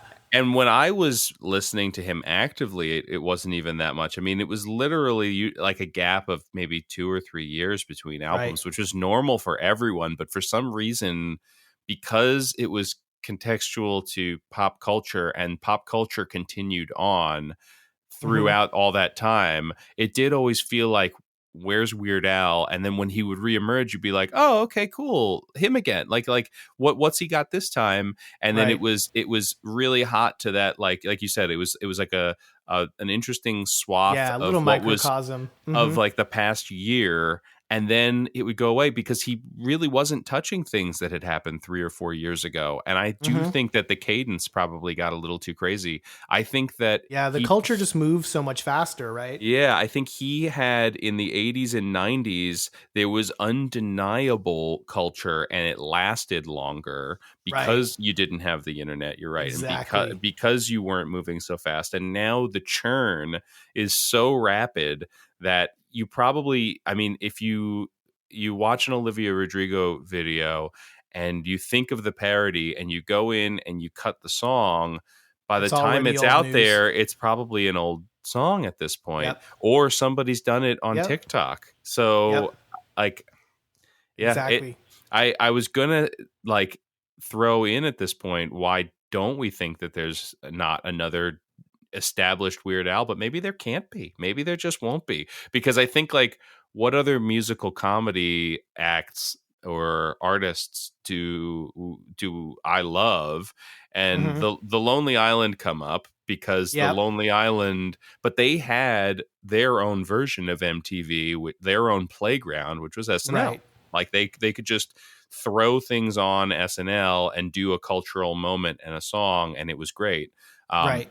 they're the closest thing that I think that generation, the just younger than us, has to a Weird Al is the Lonely Island. Yes. And maybe there's something else that comes along that's like that afterwards. It's probably someone on TikTok that I have no idea who it is because hashtag old. But like, I don't. I I I'll ride or die with Al, and I still For love Lonely sure. Island too. I feel like that Yeah, I bridge that gap really nicely. But for sure. yeah, I think you're right on the money there. I can't really think of any artists.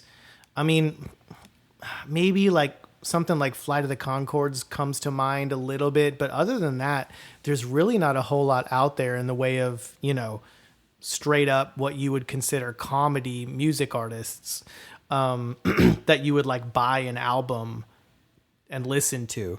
oh wow, Lonely Island really is the closest that we've got, and yeah, I'm glad that we have them. I'm a big fan, but and you're right. I think without SNL, they don't really have quite the audience or no, the exposure or the quick turnaround, topical, timely.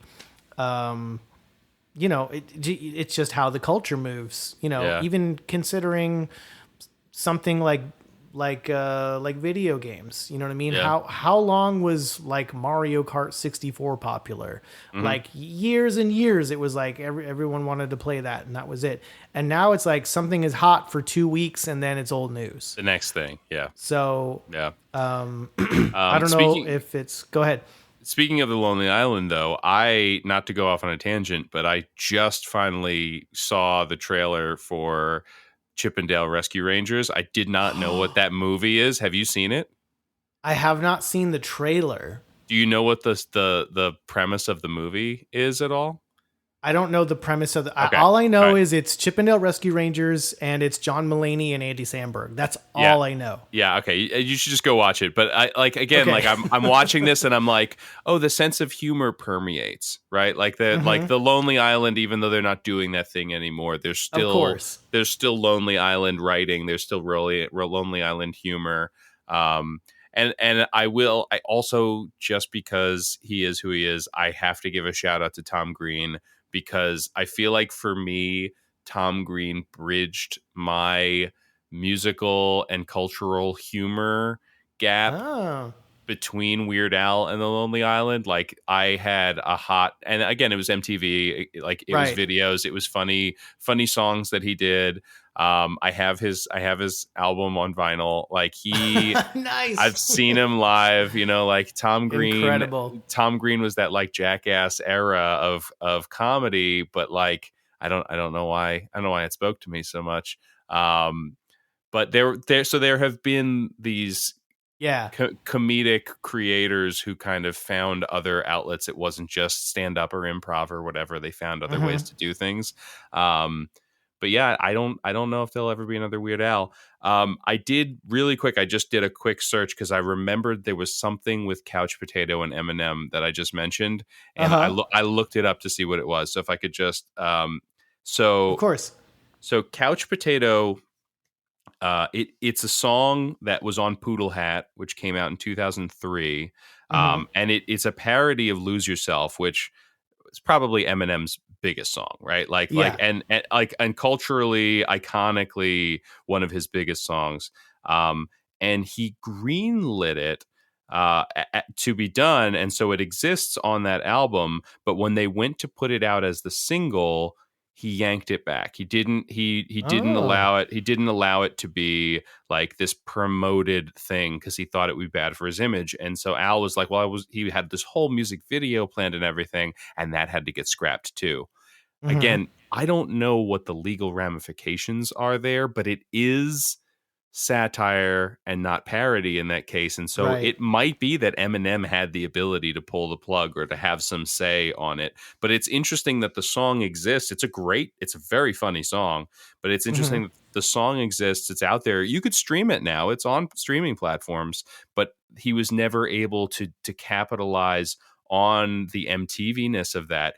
And I'd say like there is a sort of like era in that mid 2003, 2004 where you don't really see and hear Al as much, and like the MTV Right. thing doesn't happen as much, and maybe things would have been different if that video had been greenlit.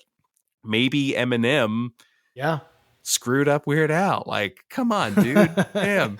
But you got to respect the artist, right? Like he Yeah. feels strongly about his art. So anyway. Yeah. I mean, the other really tragic and crazy thing, and this might explain some of the gap kind of around that time, but that's I'm gonna have to look up the actual dates here, but his parents actually both of his Oh parents yeah. died in Yeah. a carbon monoxide poisoning accident. Freak accident. In 2004. Yeah. So that Right kind of around that tracks time. with that kind of gap there. Yeah. So, you know, it's always, we think of artists and it's like, you know, give us more content. And it's like, these are people that have lives and families and things that happen. So, yeah, that's kind of crazy. Yeah. But hopefully we'll get some more. I know he's done kind of some collaborations here and there, within the past, few years, but, you know, with the internet, you know, he could put out music videos on YouTube and be very timely with it and things like that. So, you know, I don't know what to expect, moving forward from him. But anything is possible. We've seen, you know, how his career can be somewhat feast or famine. So, I'm not sure what to expect, because even he himself is basically like, you know, and I think one of his relatively recent interviews was like, I don't have anything planned right now, but inspiration could strike tomorrow and you could see something in less than a month, but we don't know. You know what I mean? Yeah.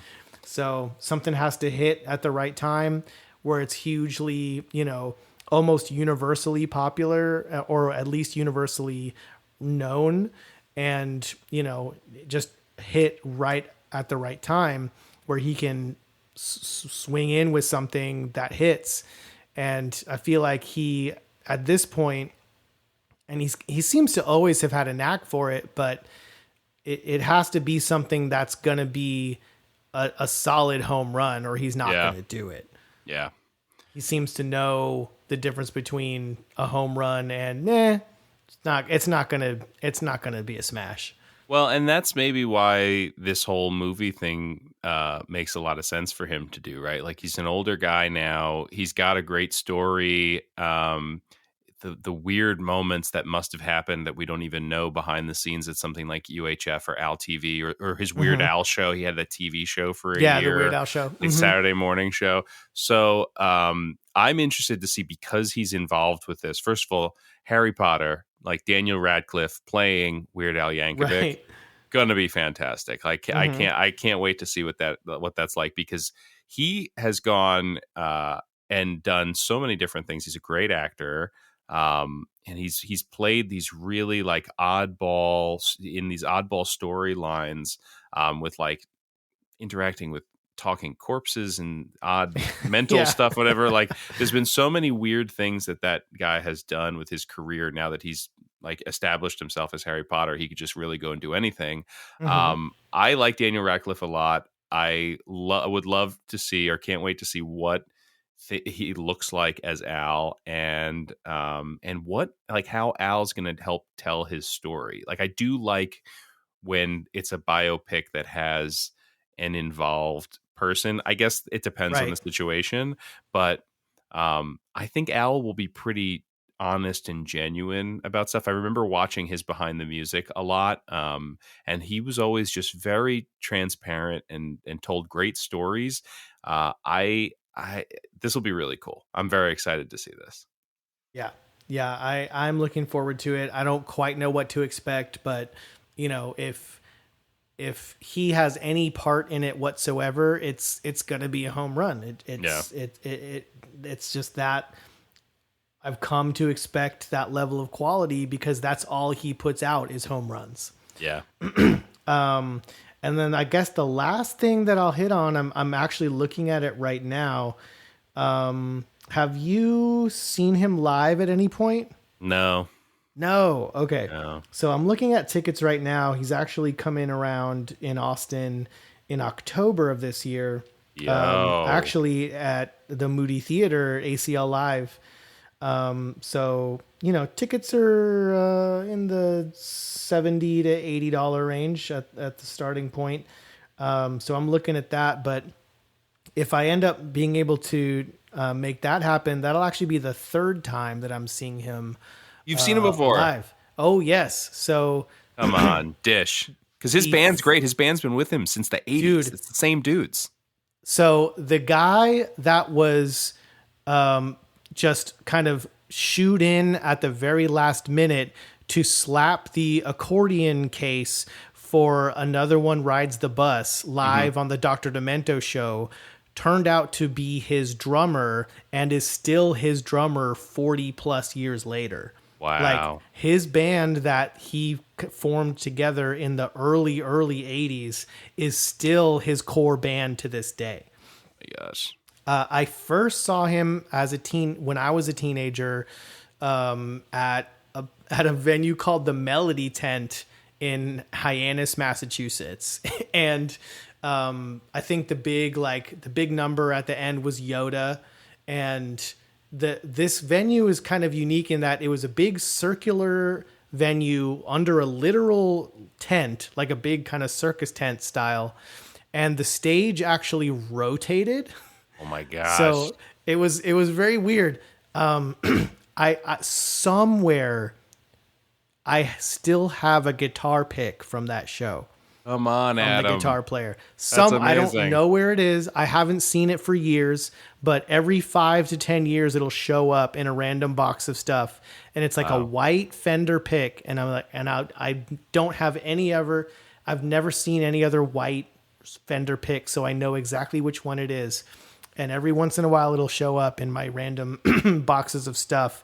When you move from one place to the next, and there's always a handful of boxes that never actually get fully unpacked. Right. It's in one of those. And then probably somewhere in the ballpark of 3 to 4 years ago, Dan and I went to go see him play with the Austin Symphony Orchestra. What? Yeah, he did like this whole tour where he played with an orchestra in each city that he went to. And one of the highlights, a couple of highlights, but they actually, did the whole Star Wars thing with literal like stormtroopers on the stage and Darth Vader on the stage and R2-D2 on the stage. Oh my gosh. For The Saga Begins, right? So that was amazing.